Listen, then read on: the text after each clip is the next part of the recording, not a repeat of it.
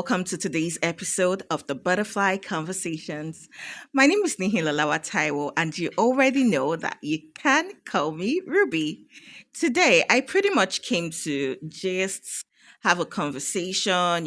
I just want us to talk about self worth, especially as young ladies, ladies in their 20s, in their 30s. I think I classify enough to be able to talk to us about self worth, especially because as a person, I've dealt with not many, but I've dealt with a number of issues on self worth that made me doubt my self worth, that made me doubt who I am. I started to see myself as nothing. So, welcome. Sit down, gather around, sit down, get your popcorn, get everything that you need, and let's have this conversation on self worth. So, I remember that when the year I was going to turn 30, my mom looked at me and said, "What effect me 30?" As in, you're about to turn 30. At this stage, you're like, it's become a prayer point. You should be married by now. And I remember telling myself that as if I'm the one that is creating my man from heaven. Of course, he's created, but yeah, I remember telling myself that by this time around, I must actually get married before I turn 30. And you know how that's you're not exactly in charge of your relationships. You don't exactly have the key to what happens with your relationship. So of course you can bet. I mean, I'm still single. But yeah, um you know, my mom gave me that deadline. And of course, I also wanted to get married. I mean, who doesn't want to? Maybe at least have a long term partnership, that kind of thing. And I was really working towards it, like go project 30 before you clock 30, maybe even get married on your way on your birthday and all of that. But of course, that didn't work as planned. But I'll tell you how that did not work as planned. So by this time, I was already dating someone that I really liked. It was a divorced person with two kids. And I mean, there was nothing I'd met his family. It didn't seem like it wasn't going to work. And so the what do I call it now? There were some things that were not exactly clear, but I mean, divorced man, he was in his 40s. He had said this is what he wants. We're going to be getting married by this time. And I mean, I was down with it because here's someone I really like. Here's someone I want to be with. So why not? And but what he started to do for me was, I have a very strong personality, and I know that a lot of you can tell. I have a very strong personality. This person was not fine with my strong personality. I have conversations with my father. When you see me talk with my father, you think I'm gisting with my friend. And I'm having conversations with my father, and he goes, "Why are you talking to your father like that? Why do you think you should be talking to your father?" And I remember meeting my father at the airport one day. And of course, my father and I saw each other at the airport, and we practically ignored each other. Like, I didn't send him, he did not send me. Just like, "Hey, what's up? Good to see you." And we walked away because we're not on the same flight. We were not, nothing. And I got to Abuja. I was flying from Lagos to Abuja, and he was also flying from Lagos to Abuja. So I got to Abuja and I stepped out. I was going to pick, a cab, or no, I didn't step out. I sat down, was trying to find Taxify, and I was seeing really exorbitant prices for 10,000, 15,000, and I was going from Abuja airport, if you know, to Lugbe, and I was like, 15K, who is going to pay? I'm not paying. My father is coming. And definitely is probably someone was definitely coming to pick him or something. So I sat down there and I was waiting for my father. So I'd already texted him, "Daddy, I cannot afford to pick a cab, so I'm going to wait for you to pick me up from the airport." And my father, he was like, "Do you know me? I don't know you. Be going to your house." We joked about it and all of that. And my boyfriend was so pissed about it. Like, how do you see your father in public space and you don't say hi? In retrospect, not trying to paint him horrible, but I understood where he was coming from. But what he did not understand was the dynamics that works for my father and I. The dynamics were totally different, and he did not see it that way. He felt like, I beg. And there were a lot of things like that started to chip at my self-worth every single time. Like, I'll feel like maybe you're not enough, maybe you're not this. And it just started to chip at my self-worth every single time. I was losing myself to the relationship. I was losing myself, beginning to consider a lot of things. Like I said, it really chipped at my self-worth. Now you wonder, why is self-worth important? And I wrote, a number of things down. And the first thing I want you to know about self-worth is that it helps you build your mental health by reducing stress, anxiety, and depression. We cannot afford to allow things mess up how we think, how we see ourselves, because you begin to, by the time you begin to see yourself as not enough, by the time you begin to see yourself as, do I even know how to do these things? It begins to make you doubt even the things you've done before. You begin to doubt your capabilities. You begin to doubt who you are. So yes, it helps your mental health. It helps you build healthy relationships. What I had with my boyfriend Fola was not a healthy relationship. Yes, we liked each other, but he did not understand the essence of who I was. He did not understand anything that my behaviors, my characters, my values. In fact, our values were different, but that's a story for another day. But he did not understand all of these things. So we did not have a healthy relationship. It felt like I was walking towards marriage. And because I kept walking towards marriage, I kept trying to bring myself under, tell myself, maybe you need to tone down a little or this. And, my father will call me and I will not be able to say, Ace, what's up? Or fine boy, how are you? Or all of those things that would normally do together. By the way, when my father gets angry, he's angry, and we switch to "Are you okay?" and all of those. But you get me. It helps you when you know your self worth. It helps you build a healthy relationship. It helps you set boundaries, and it helps you avoid toxic relationship. I mean, that's obvious, because when you're building a healthy relationship, you're obviously avoiding toxic relationships. One thing about self worth is it helps you become authentic. You can be authentic and true to yourself.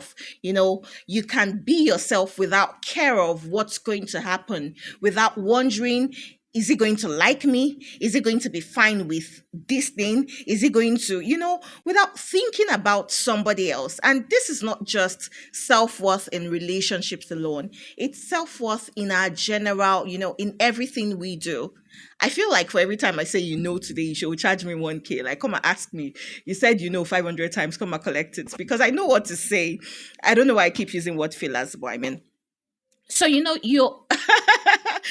can be true to yourself and you can be authentic. You can live yourself the way you want to live. Like, you can be as loud as you want to be. You can be as quiet as you want to be. You can be as sweet or as angry. You can be whatever you want to be. You're not living in somebody else's shadows because of what they want to offer you. I mean, I'm talking in the context of relationships now, because the story I shared was one about one of my my last relationship. So you can live in the authenticity of your nature. You're not wondering if somebody's going to be fine or somebody's not going to be fine. I mean, to heavens with you if you're not fine. So it helps you to be authentic and true to yourself.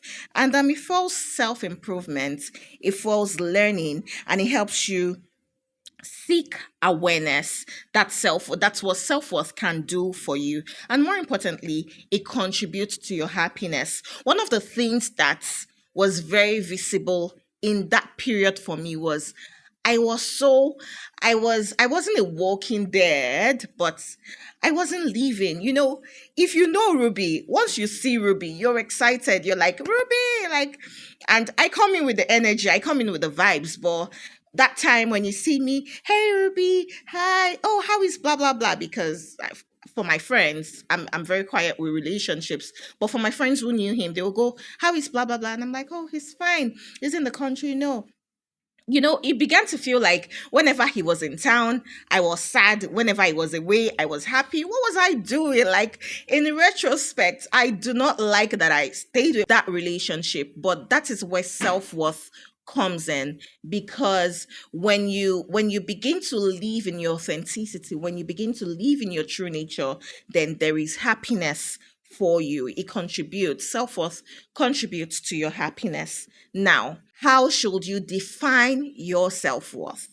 A lot of times we define our self-worth with what society tells us. Like my mom saying, you have to get married before you turn 30. And before I turned 30, there was I looking for marriage.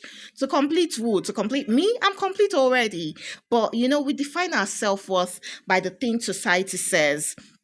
We define our self-worth by so many other parameters without considering our own parameters. So now I ask, or if you're asking, what are the parameters to define self-worth?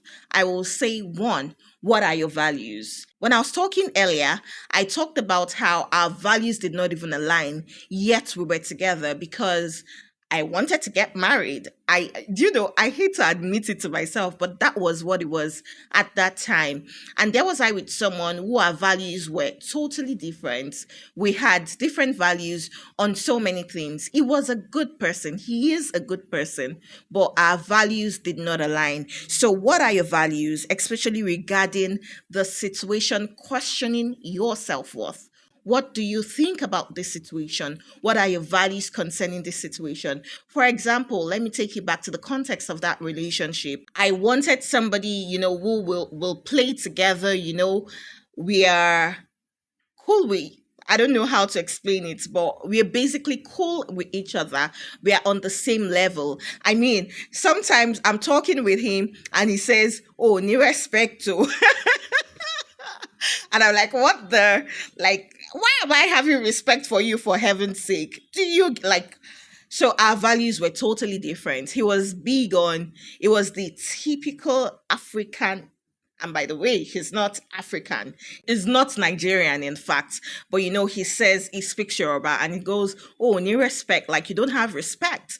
I'm like, I can't have respect for you, guy, not in that context. And I should be able to say this thing, but sometimes he just raises the way he raises his voice.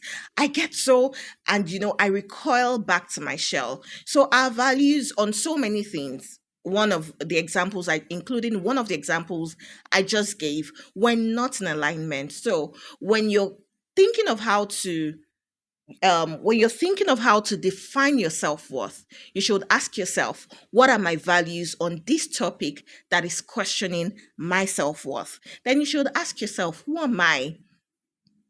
Like, do you actually know who you are? Have you questioned yourself on who you are beyond the, "Oh, my name is this, I work in this"?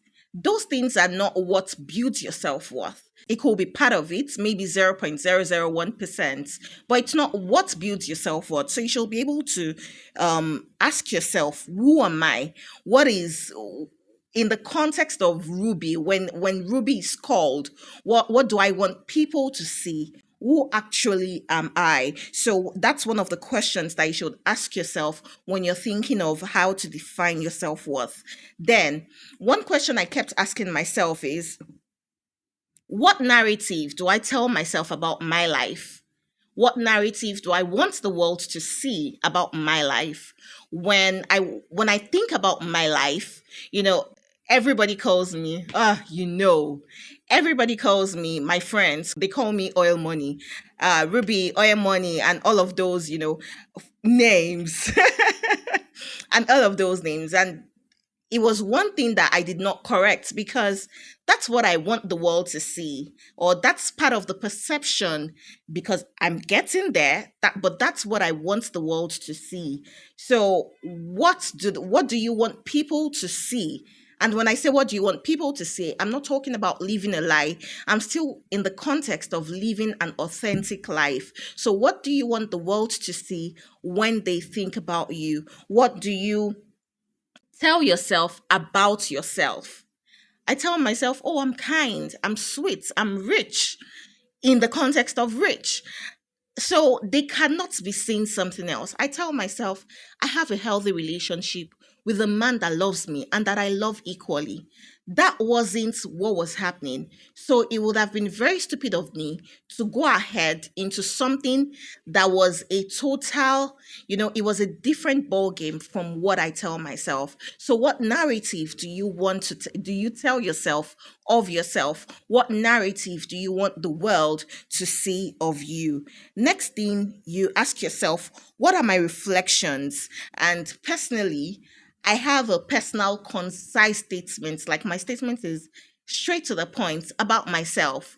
I tell you in the morning, it's something I look at my mirror, it's right on my mirror. I look at my mirror and I say to myself, oh, Ruby, you're smart, you're kind. One of my personal statements is in First Corinthians, oh, Ruby is patient, Ruby is kind. Those are personal statements to have. I tell myself these personal statements. So, what are your reflections? Those are the things that should determine your self-worth, not what someone thinks of you, not what someone tells you. These things should determine your self-worth. And this reflection should be said as an affirmation. Affirm yourself by yourself. If you don't affirm yourself, nobody will do it for you. Forget about societal expectations and how they influence your self-worth on marriage. Oh, if you're a lady, you're not married before 30, it means you're this. That's not you. Don't worry. Forget about those societal expectations. On success, people tell you if you don't have this, if you don't have that, you're not successful. So they're expecting you to have 1 billionaire in your account, or you get the point. Define everything that matters to you by yourself. Define your self worth by yourself. Define what your values mean to you by yourself. Don't allow societal expectations to ruin your self worth. Because I'm running out of time, I want to quickly jump into how to overcome self doubt. When you're struggling with self doubt, you know that you're struggling, when you have things that are questioning your self-worth, the first thing I want you to do, or the first thing I will do, is to recognize the situation, the thoughts, the emotions that is triggering that self-doubt. For example, that was a relationship that was triggering my self doubts. I had to recognize that situation and accept it to myself, even when the truth was bitter and I did not want to say it to myself. I mean, Ruby, how is Ruby desperate for marriage? I didn't want to say it to myself, but there was a time that I had to tell myself, Ruby, you're being desperate. You're living your life in the context of, if this does not happen before 30, you're going to die, or everything is not going to work right for you. I had to recognize that situation that was fueling my self-doubts. I had to understand what was triggering the self-doubt. So understand it and acknowledge it. You can't pretend or hide from it. Acknowledge it. Yes, this is what's happening. Yes, I'm being this about this situation. Acknowledge the emotions, accept it, validate it because it's valid. Acknowledge it, accept it, validate your feelings rather than suppress or deny it. Then you start to change your mindset. Whether I get married by 30 or not, I am Ruby, I am perfect, I am kind, I am this, I am that. Tell yourself everything that you need to tell yourself. Change your mindsets. Challenge all the negative self talk. This is not the time to begin to tell yourself, you're so worthless, you're so blah, blah. Don't tell yourself any of those negative things. Begin to challenge the negative talks in your mind. Focus on your strength and treat yourself with kindness. I would always say extend grace to yourself. The same way you forgive other people, forgive yourself when you mess up. Forgive yourself when do something that goes against your self-worth, do something that triggers a self-doubt. Forgive yourself, extend grace to yourself. Then you need to reframe any form of failure as an opportunity for growth and improvement. This is not the time to be This is not the time to beat yourself about any failure. You need to reframe them and see failure as an opportunity for growth and improvements. Then you need to be grateful for every step of your life, for every step of the journey you're on, because my journey is different from your journey. If you got married at 25, beautiful. If you got married at 18 and that was what you wanted, amazing. If you're going to get married at 30, beautiful. If you want to get married and whatever it is, beautiful. Just be grateful for every step of your life and every step of your journey. Finally, self worth is not based on external validation. I already said that. Self worth is not defined by your achievements or possessions. It's not defined by who you are. It's not defined by what you own. Oh, you own the most beautiful car. Great. I'm glad that you could achieve that. But that's not the definition of your self-worth. That's not where your self-worth comes from. So it's not defined by achievements or possessions. Especially as we are in Nigeria, where people tend to elevate you based on your material possessions. Forget it. That's not the beginning or the end of your self worth. Self worth is not constant. And that's the one thing I want you to know today. Self worth is not constant, it evolves with self awareness and growth. You can think today that you know your self-worth, you know who you are, you know what you're worth, and tomorrow you're doing something in complete contrast to what you think, to who you think you are, or what you think you're worth. Self-worth is not constant. You fall today, you stand tomorrow.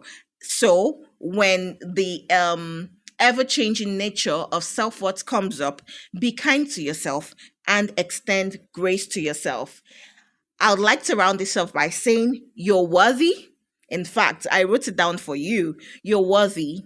You're deserving of love. You're deserving of respect and happiness despite your circumstances. I am worthy. I am deserving of love. I am deserving of happiness despite my circumstances. One more thing, teach people how to love you. Teach people, and when I say how to love you, I mean friends, family. Teach them how you want them to treat you. Don't just leave it to chance, because those are some of the things that make up your self worth. I hope you've enjoyed this session or this episode. It's a good time to click the like button. It's a good time to subscribe to my YouTube channel. Pretty please. I mean, you shouldn't just watch and run away. So please subscribe. And I want to know, what are those things that have challenged your self worth in the past? What are those things that have challenged you? And what have you learned from our conversation today? I'd like to read about it. So please put it in the comment section, or you know that you can send a mail to me at thebutterflyconversations@gmail.com. I'd love to read it. Thank you for joining me on the Butterfly Conversations today. Did I tell you to subscribe? Please do it right now. Thank you for joining me on the Butterfly Converse today. My name is Nihilalawa Taiwo, and you know that you can call me Ruby. Peace out.